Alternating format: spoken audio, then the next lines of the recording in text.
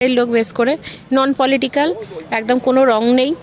এটা হচ্ছে মানুষের প্রোগ্রাম, বাচ্চাদের প্রোগ্রাম। সব থেকে বড় কথা বাচ্চাদের, যেহেতু মানে বাচ্চাদের তো একটা প্ল্যাটফর্ম দেওয়া হয় না ওয়ার্ডে, কারণ যখনই হয় বসন্ত উৎসব বা ফাংশন তখনই, কিন্তু বাচ্চাদের তো বলতে হবে, ওদের তো প্রতিভার বিকাশ করাতে হবে এবং জানতে হবে যে রবীন্দ্র জয়ন্তী কী।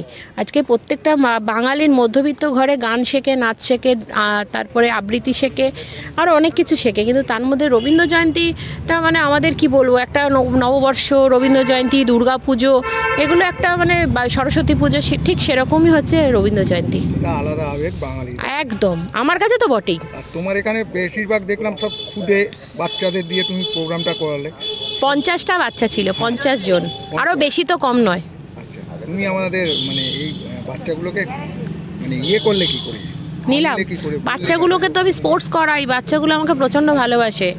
আমি কখনো তো ভোটের রাজনীতি করি না, আমি সেখানে যে কোনো রাজনৈতিক দলের মানে ঘরের লোক আসে, কিন্তু বাচ্চাগুলো তো ভালো, বাচ্চারা তো শিশু ভগবান, ওরা আমাকে অ্যাজ মানুষ হিসেবে, পাড়ার লোক হিসেবে, আমার তো এটাই পাড়া, ওই পাড়ার লোক হিসেবে, আন্টি হিসেবে ভালোবাসে, কেউ মাসি, কারুর পিসি, এরকমভাবে সব ভালোবাসে। এই তোমার কাছে এসে তারা যে সুন্দর পারফর্ম করলো, দেখার মতো, সত্যি দেখার মতো তারা পারফর্ম করে।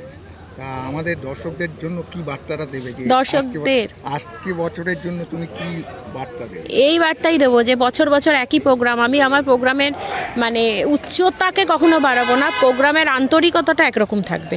উচ্চতা বাড়াবে না? উচ্চতা আমি বাড়াবো না মানে কি, সেই একটা আছে না বৈভব জিনিসটা আমি নিজে একদম পছন্দ করি না।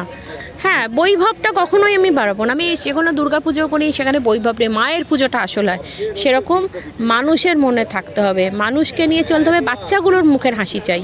আমি বিশাল লাইটিং করলাম, বিশাল সব সেলিব্রিটিদের বললাম, এসব আমি বিশ্বাস করি না। আমি বিশ্বাস করি মানুষের মন মানুষের কাছে যাওয়ার, ঘরে ঘরে পৌঁছানো। 12 নম্বর ওয়ার্ডে কিছুদিন আগে তুমি এমন একটা প্রোগ্রাম করেছিলে যারা বড় বড় মানে শিল্পীদের এনেও করতে পারে, যেটা হচ্ছে উষা উত্তু। এই প্রোগ্রামটার কাছে তুমি যে বলছো আর কিছু দেখানো আজকে যেটা তুমি করলে ছোটদের নিয়ে, আজকে এটা করছি না, এটা বহুদিন ধরে করছি একই। হ্যাঁ, মানে আমার চ্যানেল থেকে তোমাকে এটা ধন্যবাদ দেবো যে তুমি এই ছোটদের নিয়ে এত সুন্দর একটা প্রোগ্রাম করলে, কারণ এর আগেও তুমি উষা উত্তু প্রোগ্রাম আমাদেরকে দিয়েছো, তার জন্য তোমাকে ধন্যবাদ যে সুন্দর প্রোগ্রামটা।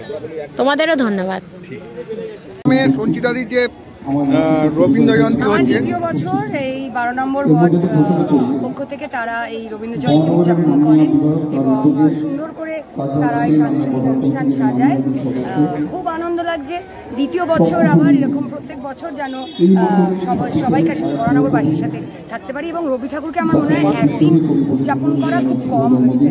রবি ঠাকুর আমাদের সমগ্র অনুভূতিতে, আমাদের আবেগে, আমাদের দৈনন্দিন জীবনে সব কিছুর মধ্যে রবি ঠাকুর রয়েছে।